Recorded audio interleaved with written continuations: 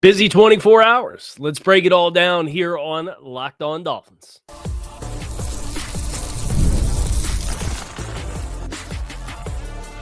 You are Locked On Dolphins, your daily Miami Dolphins podcast, part of the Locked On Podcast Network, your team every day. All right, Miami, welcome to another episode of Locked On Dolphins. It is your team every day here on the Locked On Network. I'm your host, Kyle Krabs, a lifelong Miami Dolphins fan, host of Locked On Dolphins, co-host of Locked On NFL Scouting, author of Touchdown Miami on Substack, NFL staff writer for A to Z Sports. I want to give a special welcome and shout out to our everydayers because it is your team every day. We don't just say it, we live it here on the Locked On Network. And special thank you to each and every one of you who have helped to make the Locked On Podcast Network the number one sports podcast network in the world. We heard from Mike McDaniel yesterday. The Dolphins requested interviews with 6 candidates for their general manager vacancy. We have not seen any of the teams get into the pool in that regard, other than Atlanta, which was on Sunday night happened. We talked about that on yesterday's show. So a lot of moving parts, right? And I'm not going to do the human behavioral sciences line-by-line breakdown of the Mike McDaniel press conference. I'd rather focus on the candidates and start there because there's a lot of layers to what Mike got into for the team and him saying that he's going to be a part of the general manager search, but nobody's reported that he's sitting in on the interviews. And he was asked, are you helping to recommend names? And he said, no. And he was kind of asked what he's going to be involved with and said, making sure we're a collective group of folks that are on the same page and we have trust in each other and it's a closed circuit connection of people. And I've been in the league for 20 years. So I'm going to be a resource for those who are making the decision. Whatever that means, right? Like I can't get up in arms. I know the first part of the press conference snippet was Mike McDaniel saying, I'm going to be a part of the general manager search. And that's the part that gets put on the headlines. And that's the part that gets sent out in a post and then gets retweeted and amplified by here, there, everywhere. And then there's graphics that are made off of it and it spreads like wildfire, right? It's like the nature of the at your fingertips media that we live in. And I understand that. But I'm not going to get up in arms about it because like the more I listened, I'm like, well, I don't know what that means. I don't know what it means. Do I expect Mike McDaniel back at this stage? Yeah, I do. Chris Perkins said that the team's not intending to release a statement about Mike McDaniel's return because the perception per Chris Perkins is, well, he's under contract. And Mike said, I'm operating as though I'm the head coach of the Miami Dolphins until I'm told otherwise. I think Barry Jackson of the Miami Herald has a pretty good theory on what this is about. He posted last night after McDaniel said, I'm going to be a part of the GM search and I'm doing this and I'm doing that. Barry Jackson had, per a source directly familiar with the situation, multiple general manager candidates have not been told that Mike McDaniel is being retained in 2026. So this there's some layers here. And that's, for me, it's like, I don't really want to go spiraling down a rabbit hole and do the Charlie Day Always Sunny, like getting all crazy, pointing at the pin board, right? With the strings tied together and this and a picture here. And this means it. Like, I can't do it. I expect Mike McDaniel to be back. I think and Barry's theory and some of the exchanges he had underneath the post of general manager candidates have not been told that Mike McDaniel is returning. His theory there is Mike's probably back, and he's not. He explicitly stated he was not reporting anything. He said, kind of a theory here is if there was a coaching big fish that were to come available, the Dolphins might be interested in what exactly is going on in Baltimore with John Harbaugh, right? One of the candidates on the interview list is Jon-Eric Sullivan. He's my preferred choice for the job based off what I know about him. And full disclosure, I'm not sitting in on the interviews either. I'm not a part of the GM hiring process. But Jay Glazer had some weird thing on wait and see, Matt LaFleur and contract negotiations. And I guess There's a new CEO, so they're changing the power structure in Green Bay where the head coach is now going to start reporting directly to the general manager, and he's in the last year of his deal, and the Packers need to find a fair market value contract to negotiate for an extension for LaFleur. Like, weird stuff happens. I would not bet on the weird things to happen, and therefore, I think Mike McDaniel is going to be back as the head coach of the team next year as things currently stand right now. But I don't think it's a coincidence that there's some of these other lingering questions, and as a result, there's a little bit of, I don't want to say mixed messaging, but like it's open-ended right now. And I wrote that story for A to Z. I said the Dolphins have the luxury of allowing the rest of the league to help make their decision with Mike McDaniel. Because I'm kind of over, like, to rip the Band-Aid off and go back to another first-time head coach. I know it's very popular to sandbag on Mike McDaniel right now. I do think there are attractive qualities. I do think under different circumstances, some of the pain points for Mike McDaniel could be different. Do I expect it to work out long-term? Like, I don't know. Like, how do you define working out long-term? So I said I wasn't going to go there, and I went there, right? We did the first 6 minutes of the show. But I want to talk about the 6 general manager candidates that the Dolphins have formally requested.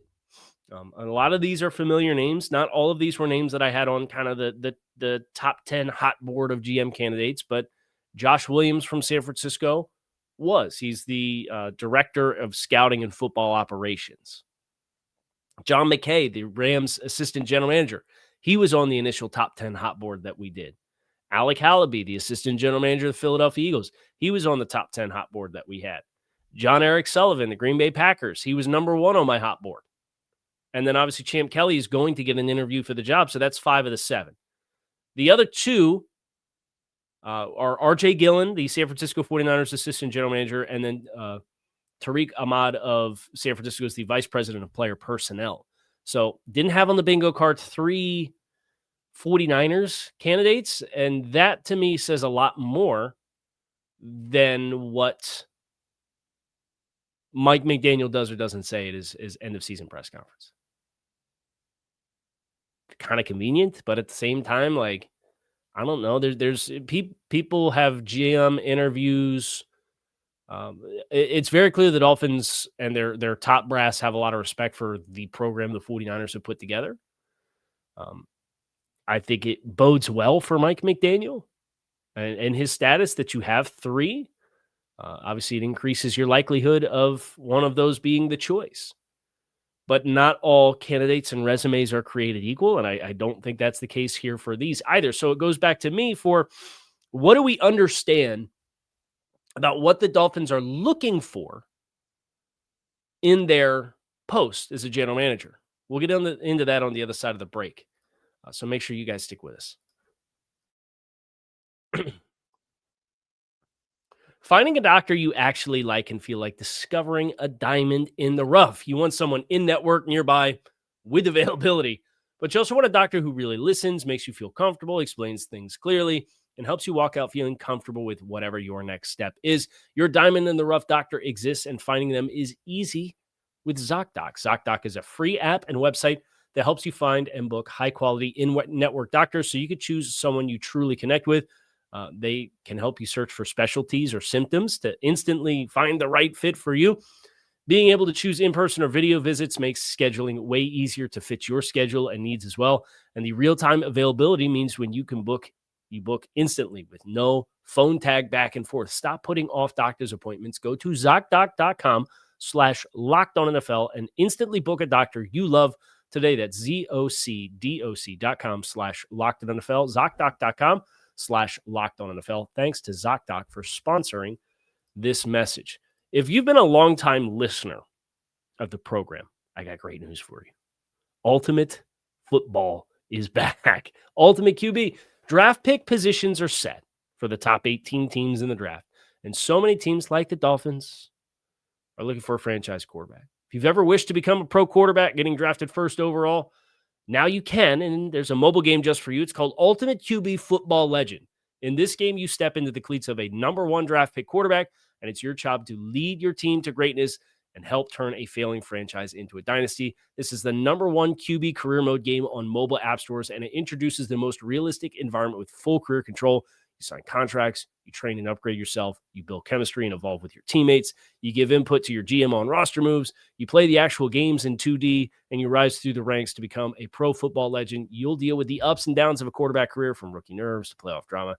Every choice shapes your journey. Ultimate QB is totally free to play, no ads, works 100% online, perfect when you want to sneak a quick game or two in on the go. I like to use it on the plane. Right, you're traveling, you got to make the decision if you want to buy the Wi-Fi or not.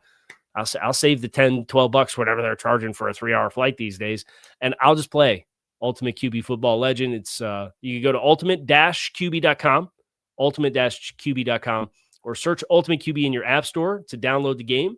We've got something special for you guys. You can use promo code Locked On in all caps in the game store to get a free boost at the start of your career. Ultimate QB Football Legend, QB1. It's your legacy. So let's talk a little bit about what the Dolphins are looking for from the vacancy. It's been reported, and Albert Breer's been on this for a couple months. Brandon Shore, who's a part of the Dolphins' upper suite of executives, expected to be taking on, and per Albert Breer, has already taken on a larger role. And he's likened this to front office structures that exist in Detroit and Los Angeles with the Rams and Carolina, where there's a guy who's responsible for some of the other elements of team management that it's become so much. Like the true GMs that can really wear all the hats. If you've got a guy that can do that, you are a unicorn. Right? And there's a few of them that exist, and that's why they're the best GMs in the game. But even like Howie Roseman in Philadelphia, he's at the tippy top. But it was not that long ago that there was a story, I think it was The Athletic put out a story, and it was talking about like how Howie was having a hard time with all of the departments below him because there were the department leads for analytics and roster control and player personnel and pro scouting and college scouting, and the path to integrating all of that information was becoming challenging. The other side of that coin is Les Snead, right? And what the Rams do such a great job of is Les is at the general manager position, but they have specialists that run certain wings, and that includes a financial wing, and that's cap management, contract negotiations, X, Y, and Z. And then you have to collaborate with that person and determine, okay, what's our budget for spending in this area? And what's our budget in free agency? And hey, if we want to pivot and make this splash, what are the domino effects and how do we make that work? And with so much now, like there's analytics that go into this and data-driven insights that go into this and long-term cap projection and manipulation of the salary cap and CBA and all the fine print and compensatory, but like there's so much that it's become much more popular to kind of spread out and allow a general manager whose roots are in talent identification, systems used to identify talent, what the scouting effort looks like, how you filter that information, how you vet players, both on a pro and college level. That's been reported to be what is the most valuable element for the Dolphins in their search. And when you apply that, I might have a screen over here.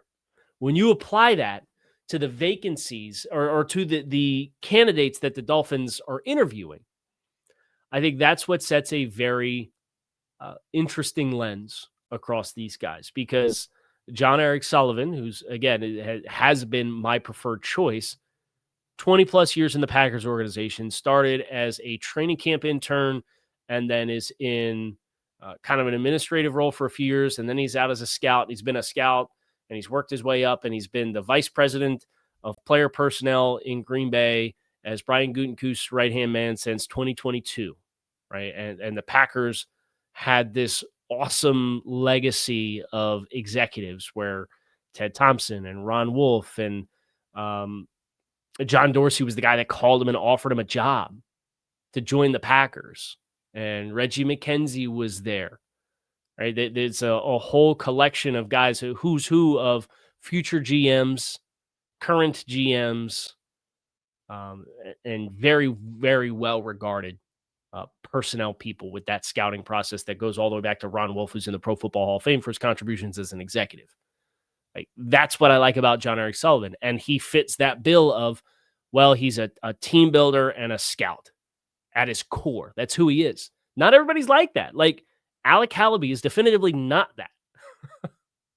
Alec Halaby was a Harvard grad who worked for Football Outsiders and emailed all 32 GMs. And Howie Roseman was the guy who wrote him back, and he interned for a few years. And then he was the special assistant to the GM when Howie Roseman got the GM job. Now, he's had enough time on task in player evaluation and using data and using film, but his roots don't really fit what they're looking for. And I don't think that makes him any less qualified to be a general manager, but I do have the question, okay, with what the Dolphins are looking for, how do you fit that puzzle? And maybe they're negotiable for what parts of the role go to Brandon Shore versus what parts of the role go to the general manager. Outside of and beyond the talent identification elements of the position. I don't know, but I think it's a fair question to ask, right? And Josh Williams is kind of young, right? He was a national scout in San Francisco as recently as 2022. He's not had a very long amount of time in a leadership position. It's 2 years as the 49ers director of scouting football operations. Now, he was a part last winter in the NFL's accelerator program, which is meant to kind of get you connections and groom certain guys with experiences and connections that can kind of accelerate their pace and trajectory to going into leadership and general manager roles. He was a scout. He's a smart guy. He's another Ivy League guy. He played football at Columbia as a wide receiver.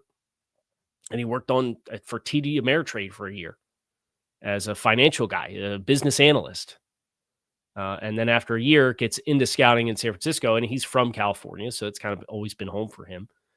But then he comes back and he's the NFS scout for San Francisco for a period. And then he's an area scout, and then he's a national scout. And then the last 2 years, he's been the director of football scouting and director of scouting and football operations, and been through the accelerator program. My question is, a young guy, it's like, okay, I've got Jon-Eric Sullivan was an area scout 13 years before Josh Williams was. And I don't mean to keep tying it back to Jon-Eric Sullivan, but it's just that resume, knowing what the Dolphins are looking for versus Josh Williams is a question. I want to talk about the other 49ers guys. I want to talk about John McKay on the other side of the break. Make sure you guys stick with us. Fridays already feel different during basketball season, and FanDuel is making them even better. Every Friday night before the game tips off, FanDuel can give fans a new way to kick off the weekend with NBA Happy Hour. NBA Happy Hour is your official pregame limited time window where offers drop right inside the FanDuel app before the action starts. Fridays from 6 to 7:30 Eastern have become appointment viewing with NBA Happy Hour. Opening the FanDuel app during Happy Hour always brings something new. Boosts, bonuses, surprises. You need it. It adds extra energy to Friday night basketball without having to overthink it. So before tip-off, check out the FanDuel app. See what's dropping during NBA Happy Hour every Friday from 6 to 7:30 Eastern. A little basketball, a little action, a whole lot of Friday energy. That's NBA Happy Hour only on FanDuel, the official sportsbook partner of the NBA. So RJ Gillen, the background certainly does not match the reported criteria either for like a 1-for-1. He's had a very unique pathway to being the assistant general manager in San Francisco. So quick, I'm not going to read too much, but I'm going to read this right off the bio page on San Francisco 49ers website. Native of Memphis, Tennessee, graduated Marquette School of Law with a focus on sports law in May of 2024. Member of the Texas Bar and the Wisconsin Bar. Earned a Bachelor of Science in Sports Administration and Leadership from LSU when he was on the football team from 2007 to 2010. So he was a part of the national championship team in 2007. Went to Baltimore and was a part of the Shapiro Negotiations Institute and helped consult deals for the NBA, NFL, and Major League Baseball. And then he was in the front office with the San Antonio Spurs, prepping for free agency in the NBA draft before he lands in San Francisco. Now in San Francisco, he kind of gets fast-tracked. He was assistant in the scouting department in 15 and 16. Then he's worked his way up to pro personnel, director of pro personnel.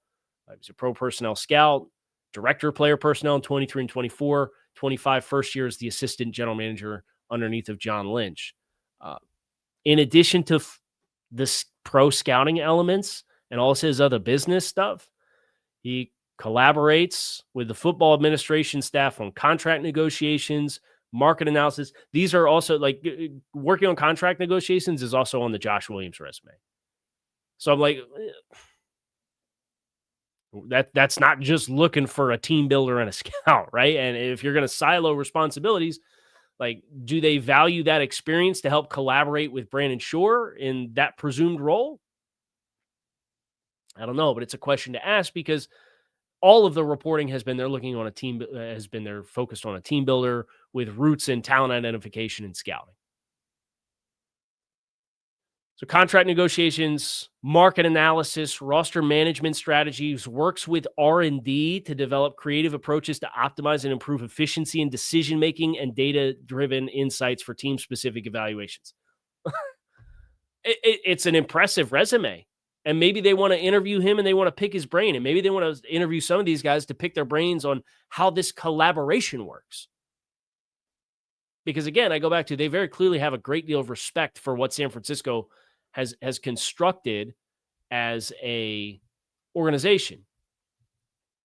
I actually think Tarik Ahmad, I think it's Tarik Ahmad, excuse me, has the most impressive like football resume of all three. Like Josh Williams is kind of perceived as the young prodigy who's on the accelerator program, like fast paced to a role. And Gillen, obviously, that experience is very diverse, and there's a lot of overlap with a lot of departments. And this kind of tells you why San Francisco has as many executives that are up underneath John Lynch the way that they are.